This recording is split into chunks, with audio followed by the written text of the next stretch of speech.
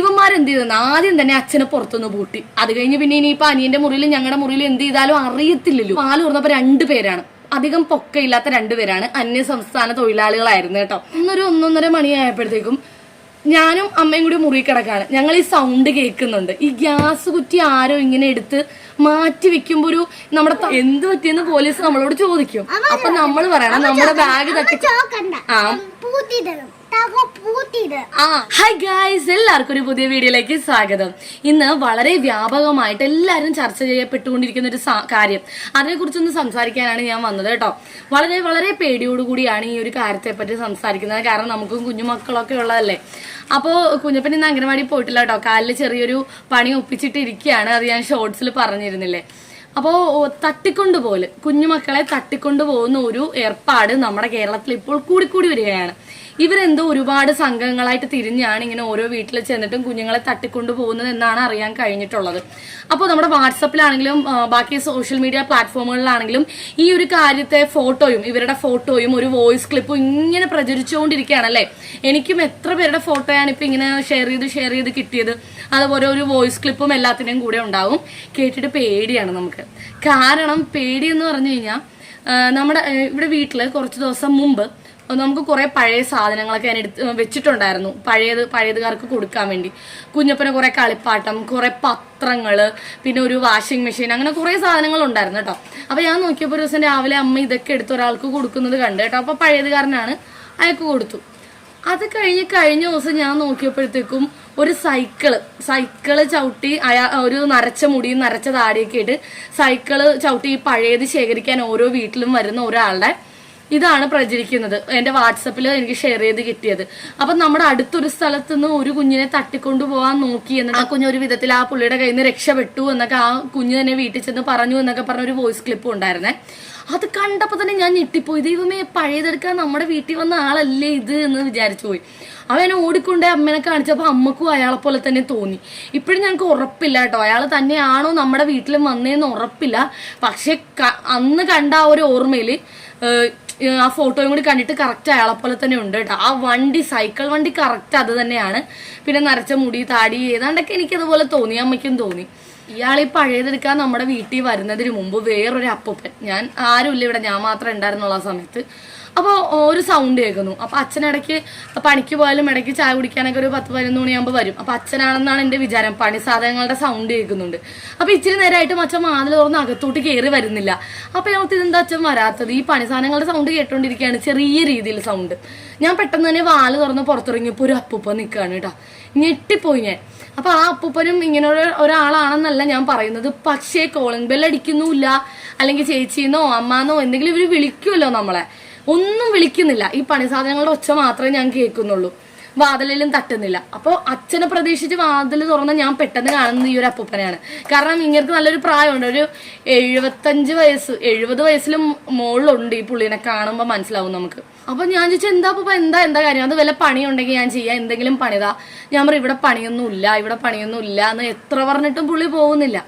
അവസാനം പുള്ളി പറഞ്ഞത് മറ്റേ സെപ്റ്റിക് ടാങ്ക് ക്ലീൻ ചെയ്യില്ലേ, അപ്പൊ ആ സെപ്റ്റിക് ടാങ്ക് ക്ലീൻ ചെയ്യുന്ന ജോലിയൊക്കെ ഞാൻ ചെയ്തോളാം, എനിക്ക് ആ ജോലിയെങ്കിലും എന്താ അതിന്റെ കുറച്ച് പണി സാധനങ്ങൾ എന്റെ കയ്യിൽ ഉണ്ടെന്നാണ് എന്നോട് പറയുന്നത്.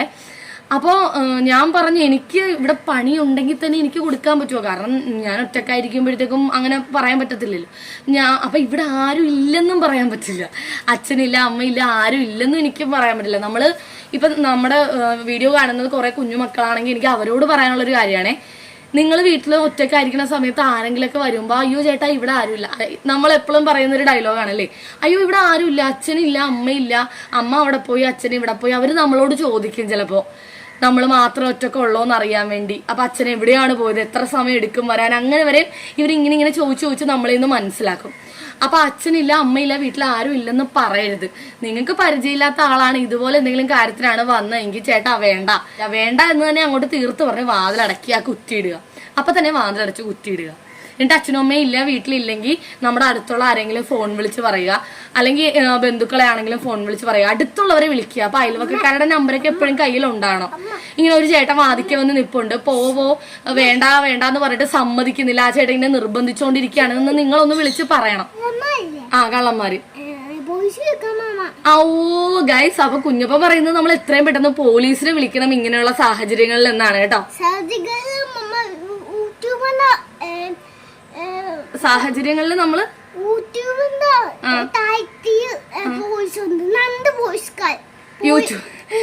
അതെ, അവൻ യൂട്യൂബിൽ വീഡിയോ ഒക്കെ കാണുമ്പോ പോലീസ് വരുന്നതൊക്കെ അവൻ കാണുമല്ലോ. അതാണ് പോലീസ് സാറന്മാരുണ്ട് കേട്ടോ. അപ്പൊ പോലീസിനെ വിളിക്കേണ്ട സാഹചര്യങ്ങളാണെങ്കിൽ അപ്പൊ തന്നെ പോലീസിനെ വിളിക്കുക. ആ, വാതില് പൂട്ടിയിടണം, താക്കോലിട്ട് പൂട്ടിയിട്ടേക്കണം നമ്മള്. ആ വി വി വി എന്നുള്ള ഒച്ചയേക്കും. പോലീസുകാർ വരുമ്പോ വി വി വി എന്നൊരു ഒച്ചയേക്കും.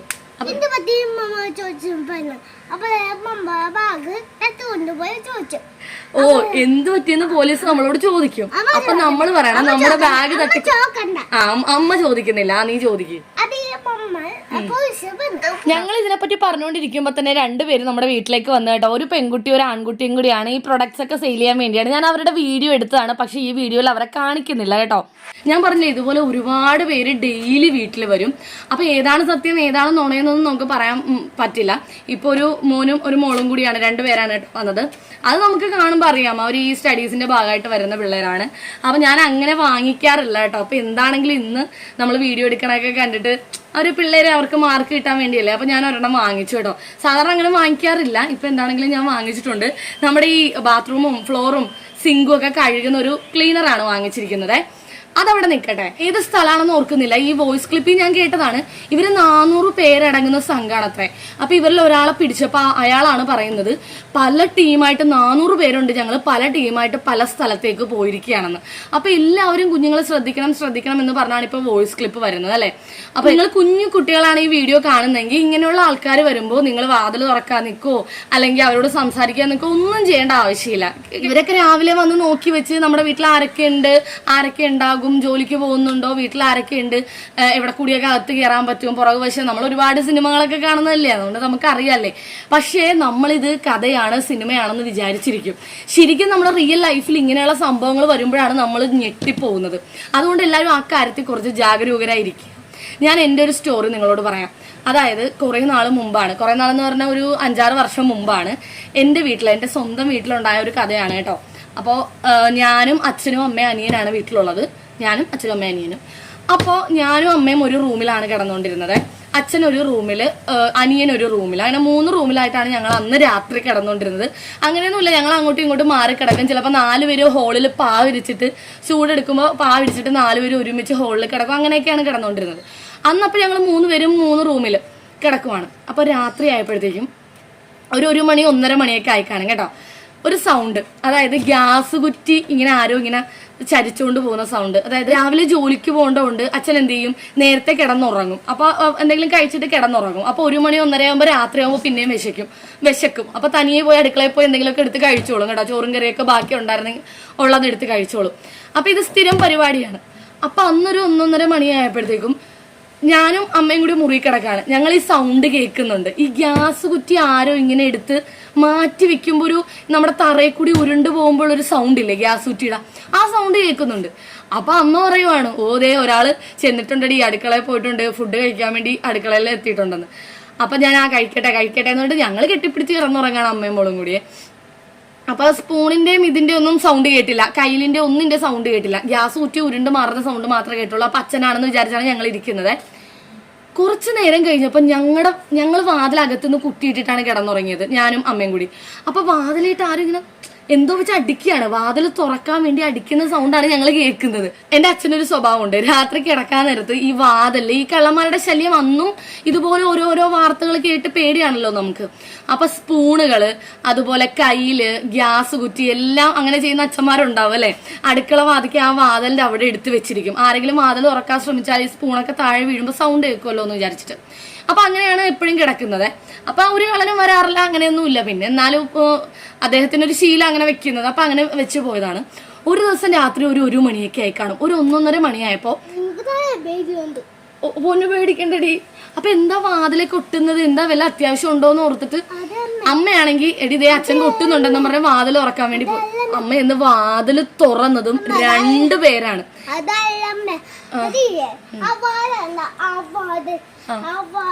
എടാ ഇത് അമ്മയുടെ വീട്ടിൽ നടന്ന സംഭവം അമ്മ പറയണം.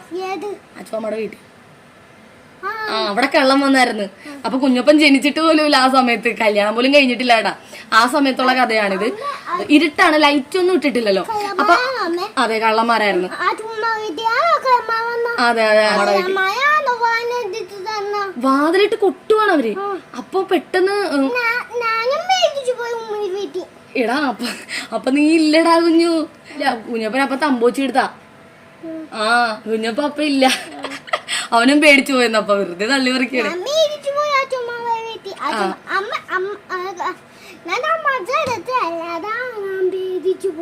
അവൻ സംഭവിച്ചെടുത്തൊന്നും അല്ലായിരുന്നു. അപ്പൊ അവനപ്പൊ അവിടെ ഉണ്ടായിരുന്നു കേസ്. അപ്പൊ പറഞ്ഞു വന്ന എന്താണ്, അപ്പൊ വാല് തുറന്നപ്പോ 2 പേരാണ്. അധികം പൊക്കയില്ലാത്ത 2 പേരാണ്. അന്യസംസ്ഥാന തൊഴിലാളികളായിരുന്നു കേട്ടോ. നമ്മുടെ മലയാളികൾ, നമ്മുടെ നാട്ടിലുള്ളവരൊന്നും അല്ല, വേറെ ഏതോ സംസ്ഥാന തൊഴിലാളികളാണ് അവന്മാരെ. പിന്നെ പോലീസ് പിടിച്ചോ എന്തൊക്കെയോ അറിഞ്ഞു, അത് ഞാൻ ഓർക്കുന്നില്ല. പോലീസ് പിടിച്ചെന്ന് തോന്നുന്നു. കറക്റ്റ് പോലീസ് പിടിച്ച്. അവൻ എന്നേലും നല്ല ഉറപ്പ് അവനാണ് കേട്ടോ. അപ്പൊ പോലീസ് പിടിച്ചിട്ടുണ്ട്. അപ്പൊ ഇവരെന്താ ചെയ്തെന്നാണ് ഇതിന്റെ മെയിൻ കാര്യം. അമ്മ പറയട്ടെ.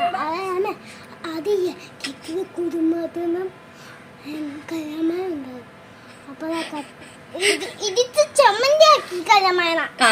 ചമ്മന്തിയാക്കി. അവൻ പറയട്ടെ. ഇവര് അടുക്കള വാതില് പൊട്ടിച്ച് ഇതുപോലെ എന്തോ വെച്ച് അടിച്ച് തകർത്ത് അതിന്റെ കൊളുത്തൊക്കെ ലോക്കൊക്കെ തകർത്തിട്ടാണ് അകത്തോട്ട് കയറി വന്നത്. എന്നിട്ട് നേരെ 3 റൂമിലും ആരൊക്കെ ഉണ്ടെന്നാണ് ഇവര് നോക്കുന്നത്. ഫസ്റ്റ് ഇവന്മാരെന്ത് ചെയ്തെന്ന് ആദ്യം തന്നെ അച്ഛനെ പുറത്തുനിന്ന് പൂട്ടി. അത് കഴിഞ്ഞ് പിന്നെ ഇനിയിപ്പൊ അനിയന്റെ മുറിയിലും ഞങ്ങളുടെ മുറിയിലും എന്ത് ചെയ്താലും അറിയത്തില്ലല്ലോ. ബുദ്ധിയാണ്, കാഞ്ഞ ബുദ്ധിയാണ്. പുറത്തുനിന്ന് അച്ഛനെ പൂട്ടിയിട്ട് നൈസായിട്ട്. അപ്പൊ അനിയൻ കിടന്ന മുറിയാണെങ്കിൽ പുറത്തുനിന്ന് ലോക്കില്ല, പൂട്ടാൻ പറ്റില്ല. ഇപ്പൊ ഇവന്മാർ 2 പേരെ ഉള്ളതിൽ ഒരാള് അനിയൻ കിടന്ന മുറിയുടെ വാതിൽ വലിച്ചു പിടിച്ചു വെച്ച്. മനസ്സിലായില്ല, അന്ന് അവൻ ചെറുതാണ്. ഇപ്പൊ ആണെങ്കിൽ സീനായിരിക്കും. അന്ന് 6 വർഷം മുമ്പ് അവൻ ചെറുതല്ലേ. അപ്പൊ അവന് പേടിയാവൂല. അവന് അന്നോട്ട് അവൻ ഒറ്റയ്ക്ക് കിടക്കും കേട്ടോ. ഞങ്ങൾ മാറിയും തിരിഞ്ഞൊക്കെ കിടക്കും, അങ്ങനെയൊന്നുമില്ല. അപ്പൊ അവന് വാതിൽ ഇവരൊരുത്തം വലിച്ചു പിടിച്ചു വെച്ചേക്കാണ്. മനസ്സിലായില്ലേ, അവൻ പുറത്തോട്ട് ഇറങ്ങി വരാതിരിക്കാൻ വേണ്ടി എന്തെങ്കിലും ഒച്ച കേട്ടാ. അപ്പൊ നോക്കിയപ്പോ 2 ആണുങ്ങളാണ്. അപ്പൊ വീട്ടിൽ എന്താണെങ്കിലും പെണ്ണുങ്ങൾ കാണുമല്ലോ. അപ്പൊ ഞങ്ങളുടെ മുറി പുറത്തുനിന്ന് കുറ്റിയിട്ടതുകൊണ്ട് ഞങ്ങൾ ആ മുറിയിലുണ്ട് എന്ന് അവർക്കറിയാം. അപ്പൊ നമ്മുടെ വീടിന്റെ പരിസരത്തോ ഇതിനു മുമ്പോ ഒന്നും അവര് വന്നിട്ടില്ല, നമ്മൾ കണ്ടിട്ടില്ല. ആ ഭാഗത്തോട്ടൊന്നും ഇവര് വന്നിട്ടില്ല. അങ്ങനെ ഞങ്ങളുടെ റൂമിൽ വന്നിട്ട് തുറക്കാൻ നോക്കിയപ്പോ ഞങ്ങൾ അകത്തുനിന്ന് കുറ്റിയിട്ടിട്ടാണല്ലോ കിടക്കണേ. അപ്പൊ ഇവരെന്ത് ചെയ്തെന്നറിയാവോ, മറ്റേ അടുക്കള വാതിൽ പൊളിച്ച ആ സംഭവം വെച്ച് തന്നെ ഞങ്ങളുടെ വാതിലിന്റെ കുറ്റി പൊളിക്കാൻ നോക്കുകയാണ്. മണ്ടന്മാര് ഇങ്ങനെ അടിച്ചടിച്ച് പൊളിക്കാൻ നോക്കുകയാണ്. നമ്മളെന്താ പൊട്ടന്മാരാ, ഒച്ച കേൾക്കത്തില്ലേ? അപ്പോഴാണ് അമ്മ പറയുന്നത്, ഇടി ഇതെന്താ ഇങ്ങനത്തെ ഒച്ച കേൾക്കണത്, അച്ഛനാണോ വാതിലയിൽ എന്താ ഇങ്ങനെ കൊട്ടണേന്നുള്ള രീതിയിൽ. അമ്മ നേരെ ചെന്ന് വാതിൽ തുറന്നതും ഇവരെയാണ് കാണുന്നത്. ഒറ്റ കാറ് കാറിയപ്പോ തന്നെ അച്ഛന് കാര്യം മനസ്സിലായി. പുള്ളി ഇവരപ്പൊ തന്നെ ഈ അടുക്കള വാതിലെ കൂടി ഇറങ്ങി ഓടിക്കളഞ്ഞു ഗൈസ്. 100-110 ഒരൊറ്റ ഓട്ടോ വരുന്നു ഇവര്. അമ്മ ജീവിതത്തിൽ ആദ്യമായിട്ടാണ് നമ്മുടെ വീട്ടിൽ കള്ളം കയറുന്നത്. അപ്പൊ അമ്മയ്ക്കാണെങ്കിൽ ഇത് കണ്ടിട്ട് അനങ്ങാണ്ട് ഇങ്ങനെ തന്നെ നിന്നുപോയാള്. ഇപ്പൊ ഇവരിറങ്ങി അങ്ങോട്ട് ഓടിയതും അമ്മ ഓടി അച്ഛന്റെ മുറിയിലേക്ക് എന്നിട്ട് ഈ പുറത്തെ കുറ്റി വേഗം തന്നെ തുറന്നിടാ. അപ്പൊ അച്ഛൻ പെട്ടെന്ന് പുറത്തേക്ക് വന്നിട്ട് കള്ളനാണെന്നോ ഇവരിങ്ങനെ ഒന്നും പറയേണ്ടി വന്നില്ല. അമ്മയുടെ കാറ് കേട്ടപ്പോ തന്നെ അച്ഛന് മനസ്സിലായി ഇത് കള്ളന്മാരാണെന്ന്. പുള്ളി അപ്പൊ തന്നെ 100-110 അവരുടെ പുറകിൽ ഇറങ്ങി ഓടി. ഈ അടുക്കള വാതിൽ കൂടി അവര് ഓടിയ വഴി കൂടി അവരുടെ പുറകെ ഓടി. അങ്ങനെ നമ്മുടെ വീടിന്റെ അടുത്തുള്ള ആൾക്കാരെയൊക്കെ ഫോൺ ചെയ്ത് അറിയിച്ച് ഇങ്ങനെ കള്ളൻ വന്നിട്ടുണ്ട്. അച്ഛൻ തന്നെ അടുത്തുള്ള വീട്ടിലൊക്കെ പോയി വാതിലേക്ക് കുട്ടി വിളിച്ചിട്ട് കള്ളനുണ്ട് കേട്ടോ, കള്ളൻ ഇറങ്ങിയിട്ടുണ്ടെന്നൊക്കെ പറഞ്ഞ് എല്ലാവരും ജാഗരൂകരായി, എല്ലാവരും അലേർട്ടായി. രാത്രി തന്നെ എല്ലാവരും അലേർട്ടായി. അങ്ങനെ നമ്മുടെ അടുത്തുള്ള നമ്മുടെ ഒരു എന്താ പറയാ വാർഡിന്റെ ഒരു അല്ലെങ്കിൽ ഒരാളുണ്ട്. അപ്പൊ പുള്ളിനെ വിളിച്ചു, ഒരു പ്രധാനപ്പെട്ട ആളാണ്. അപ്പൊ അദ്ദേഹത്തിനെ വിളിച്ച് പറഞ്ഞപ്പോഴത്തേക്കും പുള്ളി ആണോ കള്ളൻ ഇറങ്ങിയിട്ടുണ്ടോ എന്നൊക്കെ പറയും. പുള്ളിയുടെ മുറിയുടെ ലൈറ്റ് ഇടുമ്പോഴാണ് പുള്ളിയുടെ അലമാരിയൊക്കെ കുത്തി തുറന്ന് കിടക്കുന്നത് കാണുന്നത്. പുള്ളിയുടെ വീട്ടിലും കള്ളൻ കയറി, എന്നിട്ടൊക്കെയാണ് നമ്മുടെ വീട്ടിൽ കയറിയത്. അപ്പൊ പുള്ളി അറിഞ്ഞിട്ടില്ല വീട്ടിൽ കയറിയ കാര്യം. അപ്പൊ എല്ലാവരുടെയും വീട്ടിൽ കയറി. അപ്പൊ പിറ്റേ ദിവസം രാവിലെ ഇതെല്ലാം വലിയ ചർച്ചയായി കഴിഞ്ഞപ്പോഴാണ് ഒരുപാട് വീടുകളിൽ ഇവർ കയറിയ കാര്യം അറിഞ്ഞത്. നമ്മുടെ വീട്ടിൽ കയറിയിട്ട് പിന്നെ ആരുടെങ്കിലും വീട്ടിൽ കയറിയോന്ന് അറിയില്ല കേട്ടോ. കാരണം നമ്മുടെ വീട്ടിൽ കഴിഞ്ഞ് പിന്നെ എല്ലാവരെയും നമ്മൾ അറിയിച്ചു, എല്ലാവരെയും ഫോൺ വിളിച്ച് അറിയിച്ചു. അച്ഛനാണെങ്കിൽ എല്ലാ വീട്ടിലും ചെന്ന് അറിയിച്ചു. അപ്പൊ തന്നെ റോട്ടിൽ കയറി നിന്ന് പോലീസുകാർ മറ്റേ രാത്രി പെട്രോളിങ്ങിന് പോകുമല്ലോ, അവരെ നിർത്തി അവരോട് ഈ കാര്യം പറഞ്ഞു. അങ്ങനെ എല്ലാവരും അലേർട്ടായി. ഒന്ന് ആലോചിച്ച് നോക്കണം, മുറി കിടന്ന ആളെ പുറത്തുനിന്ന് പൂട്ടിയിട്ടിട്ടാണ് ഞങ്ങളുടെ മുറി ഇതാക്കാൻ വന്നത്. അപ്പൊ എന്റെ അമ്മയുടെയും മേത്താണ് എന്തെങ്കിലുമൊക്കെ സ്വർണം കിടക്കുന്നത് കേട്ടോ. ഞങ്ങൾ മുറി ഉള്ളിൽ നിന്ന് കുത്തിയിട്ടിട്ടല്ല അന്ന് കിടന്നുറങ്ങിയതെങ്കിൽ ഉള്ള അവസ്ഥയാണ് ഞാൻ ആലോചിക്കുന്നത്. കാരണം പതുക്കെ വന്നിട്ട് ഇവരുടെ കയ്യിൽ എന്തെങ്കിലും മണപ്പിക്കാനോ ബോധം കെടുത്താനോ എന്തെങ്കിലും ഉണ്ടോന്ന് അറിയില്ല. അതുപോലെ മാല പിടിച്ച് വലിച്ച് പൊട്ടിച്ച് വേഗം ഓടിപ്പോയി എന്ത് ചെയ്യും? ഇതുപോലെ നമ്മൾ ഞെട്ടി നിൽക്കും, ഇത് ആരാണ് എന്താണെന്ന് അറിയാണ്ട് ഞെട്ടി നിൽക്കും. അതുകൊണ്ട് എല്ലാവരും കിടന്നുറങ്ങുമ്പോഴും നമ്മുടെ മുറി ഉള്ളിൽ നിന്ന് പൂട്ടുക, ആരും കുറ്റിയിടാണ്ട് കിടന്നുറങ്ങരുത്. അങ്ങനെ കുറച്ച് കാര്യങ്ങൾ ശ്രദ്ധിക്കണം.